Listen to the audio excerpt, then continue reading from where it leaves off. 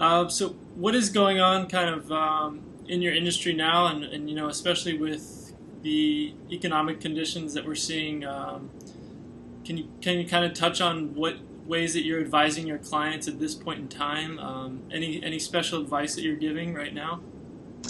Uh, there's not really a lot different in what we're doing now, and a couple reasons for that. One is we're tending to work with companies that are on a growth track. They're not sort of teetering on the edge of survivability, so that kind of puts us in a somewhat of a select crowd. Another thing is that we work from some basic business principles. Over the couple of decades of research and empirical evidence, and using as much other knowledge as I can get my hands on, we built something, our methodology, that is really founded in some good business principles. If you're working with that, you don't have to change just because the wind starts blowing from a different direction. So, building on the right kind of foundation, which of course really strengthens companies, lets them weather things like this and, be stronger, of course, for the next phase. So we're not all of a sudden running around with our hair on fire saying, oh my gosh, we've got to change, X, Y, and Z because of the current economic state. We work with our clients over a long period of time, building that foundation, and then that enables them to go forward. One of the things I say, companies are concerned about profitability, and I say the ability is really more important than the profit. I don't want to just have a company be profitable while one of us is in there, and then not profitable when we're gone. We're more of a teach a man to fish kind of approach. So we build in the ability into the company, which then enables, of course, them to be able to adapt to any set of changing market conditions or economic conditions or things that happen inside the company. All right, I like that quote. The ability is more important than the profit. Where would you like to see your company in the next year or 3 years down the road? What are some of your goals for InterSource going forward? Well, we are based in the Washington, D.C. area, which is where I've been forever, and we've got a big network here, and we're expanding, adding people in this area. I also want to get out to other markets. There's no reason that we can't be in other markets. So I've already made some inroads into Philadelphia because it's close and easy to get to, and New York will be next because it's a little further on the same train. Eventually, I want to have a presence in major markets around the country, which once we get the model of the extended network done, we'll be fine.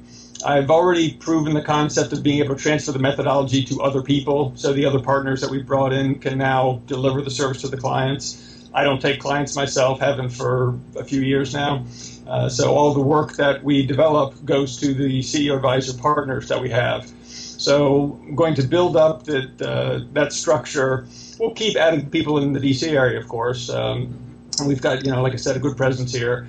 But essentially taking the same principles, practices, service offerings that we have to other cities and just expanding geographically. All right. Sounds exciting.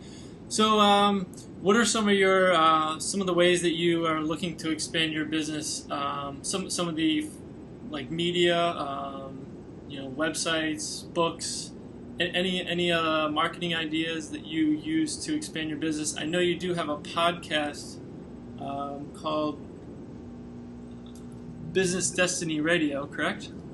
Yep, that's I'm on a radio show. I host a radio show once a week. The name of the show is Business Destiny because our company is all about having you, the business owner, control your own business destiny. And then we podcast that as well for people that couldn't hear it live. And we also record other events for the podcast as well.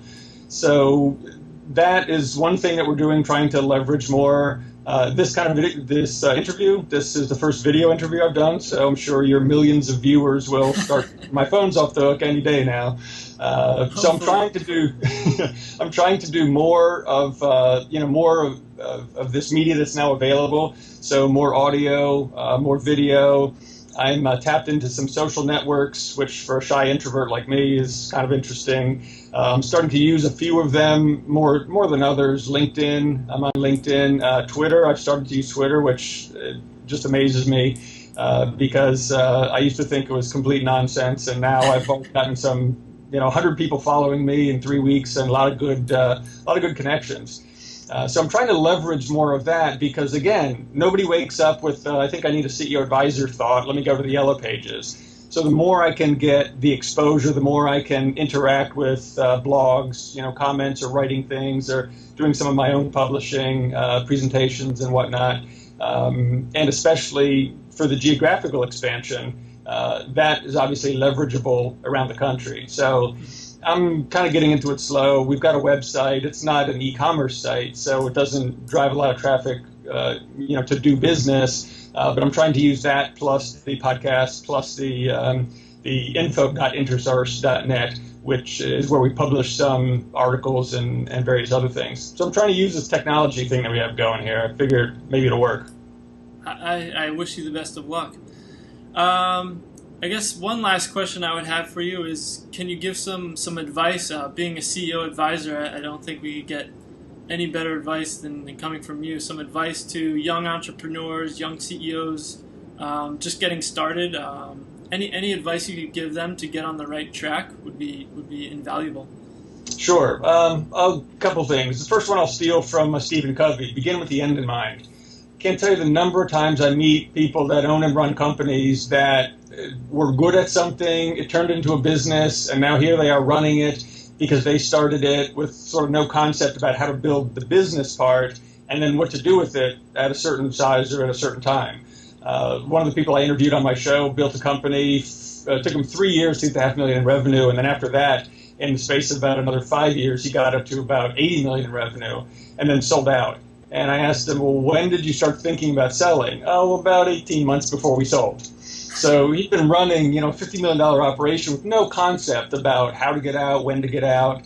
And if you wait until the last minute to make that happen, you might sell for a good price, and you've left a lot on the table because you haven't done the right planning. So there's nothing that says you have to decide, well, my exit strategy is going to be 5 years from now. I'm going to sell to, my main strategic competitor or whatever. But at least look forward to the possibilities. And one of the things that we offer is a company blueprint, which even explains the possibilities and helps with that thinking and planning, even if it's 10 years in advance. We have some clients using the company blueprint with a 10-year time horizon. So it's a matter of how to understand the nuances, because there's certain things where it's no extra work to do it now, and it brings you a lot of benefit later. So that's, that begin with the end in mind type of concept, I'd say.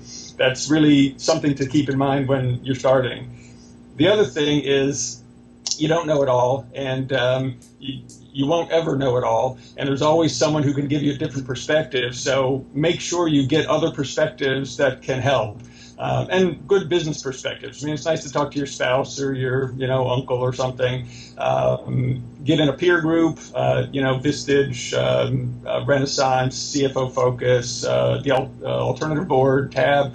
One of those groups where you can meet on a monthly basis. If you get to a point where you need that one-on-one type of focus, there are individuals who, cash out entrepreneurs that can help, or obviously our firm, that's what we do on a more sort of structured basis. But being able to get some outside expertise sort of helps you see the forest for the trees, because all those cliches really are true. You can't see the forest for the trees, it's lonely at the top, and there's sort of no go-to person for those issues that keep a CEO awake at night.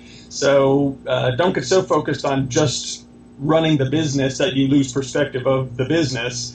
The other sort of cliched phrase is work on the business, not just in the business. So it's sort of an ongoing practice. You need to be developing yourself as a business owner, entrepreneur, or CEO, because that's how you learn. You learn from people that have been there before. You learn from people that are going through problems already that you're just now starting to face. So make a sort of a long answer a little bit shorter. First start with the end in mind. Have a picture of what you might think to do later, which may mean replacing yourself as a CEO and remaining a business owner. So look towards the end at some point. And then secondly is get some outside perspective. Don't get so much tunnel vision that you're trapped in your own business. Well, some fantastic advice. Thank you very much, John. And unless there's anything else you would like to add, I think that will end our interview. I think you did a great job. We covered some good questions, and look forward to any feedback. All right. Thank you very much, John, and have a nice day. and hopefully we'll check back with you in a couple months or a year down the road, and you'll be expanded into a number of new markets. All right, sounds good. Talk to you later. All right, take care. Thanks.